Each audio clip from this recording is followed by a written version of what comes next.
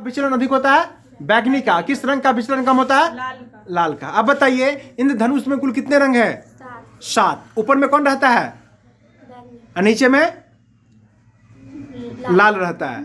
आप बताइए प्रकाश के परावर्तन के कितने नियम है? 2। आप बताइए प्रकाश के अपवर्तन के कितने नियम है? 2। आप बताइए प्रतिबिंब कितने प्रकार के हैं? 2। आप बताइए वास्तविक प्रतिबिंब का, उस वास्तविक प्रतिबिंब में यानी कैसा बनता है उसका? उल्टा कि सीधा? वास्तविक नहीं, उल्टा। उल्टा। और आभासी में बताइए? सीधा। बताइए गोलीय दर्पण कितने प्रकार के हैं? 2। कौन कौन? अवतल दर्पण, उत्तल दर्पण। आप बताइए लेंस कितने प्रकार के हैं? 2। कौन कौन? उत्तल लेंस, अवतल लेंस। उत्तल लेंस का दूसरा नाम बताइए। अब साड़ी लेंस। और अवतल लेंस का? अवतल का। हाँ अवतल का? अवतल का अपसारी, उत्तल का अभिसारी होगा। अवतल यानी अवतल का होगा अपसारी, अवतल का अभिसारी। अभिसारी। आप बताइए मुस्कान उत्तल दर्पण की फोकस दूरी और वक्रता केंद्र त्रिज्या क्या होती है? धनात्मक। आप बताइए अवतल दर्पण की फोकस दूरी ऋणात्मक। क्या होती है? ऋणात्मक। अवतल का होगा। हाँ। आप बताइए उसका जो है F बराबर क्या होता है? R/2। अब बताइए प्रकाश का प्रवर्तन किसे कहते हैं? प्रकाश का परिवर्तन। अब प्रकाश का प्रवर्तन किसे कहते हैं? आपतित किरण, परावर्तित किरण और आपतन आपसे पूछा जा रहा है कि प्रकाश का प्रवर्तन किसे कहते हैं? किसी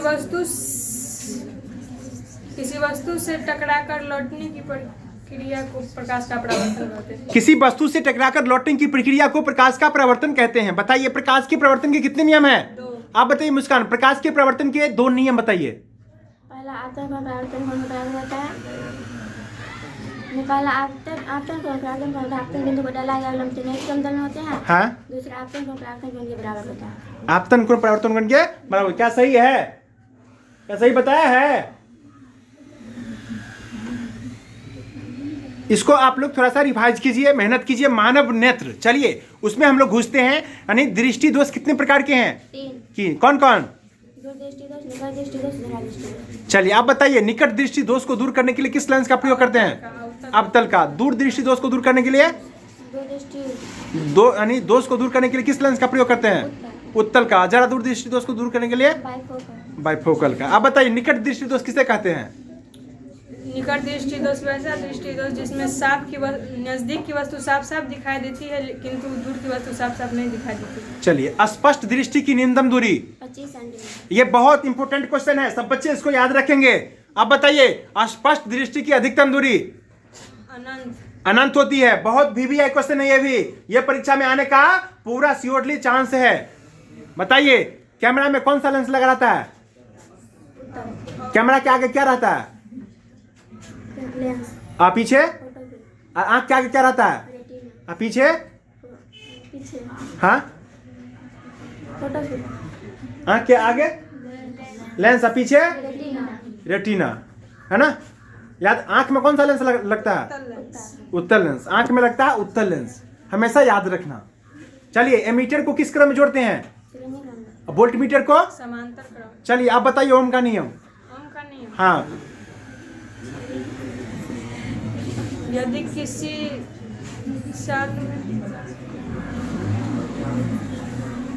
आप इस बच्चे को देख रहे होंगे, ये बच्चे आपको यानी कई दिनों से क्या कर रही है, ये साइंस नहीं पढ़ रही है, ये अपने मन से आती है पढ़ने, ठीक है। एक टाइम आती है और साइंस जो है नहीं पढ़ती है। इसका यही परिणाम है कि बच्चे को देख सकते हैं कि आप ये बच्चे को बता ही भी सकते हैं कि कितना कमजोर है। आप बताइए बुआ। यदि किसी चालक के ताप में परिवर्तन न हो तो उसमें प्रवाहित विद्युत धारा उसके सिरों के बीच आकर विभवांतर के समानुपाती होती है। चलिए यानी आपको इसके बाद बताइए एमीटर और वोल्टमीटर में अंतर बताइए। एमीटर को श्रेणी क्रम में जोड़ा जाता है, वोल्टमीटर को समांतर क्रम में जोड़ा जाता है। एमीटर विद्युत परिपथ में धारा की प्रबलता को मापता है। वोल्टमीटर